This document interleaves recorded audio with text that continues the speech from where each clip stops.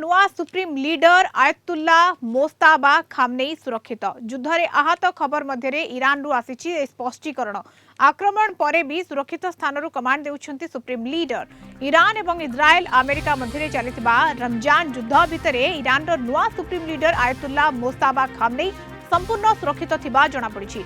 Iran राष्ट्रपति Masoud Pezeshkian को पुओ यूसुफ पेजेश्कियान ये सूचना दैछंती। अमेरिका एवं इजराइल प्रारंभिक आक्रमण में 56 वर्षीय मोस्ताबा सामान्य आहत होते किंतु से एबे देशर नेतृत्व नेबा पाई संपूर्ण सक्षम अछंती। गत फेब्रुआरी 28 रे इजराइल आक्रमण में पूर्वतन नेता आयतुल्ला अली खामनेई मृत्यु पर मार्च 8 तारिख में मोस्ताबा को नुआ सुप्रीम लीडर करा जायथिला। ईरान सरकार तांको जणे जानबाज बा आहत युद्ध वीर भाव में संबोधन करुछंती। रिपोर्ट अनुसार तांको गोड़े आघात लगी से एबे सर्वसाधारण सामना को आसुना।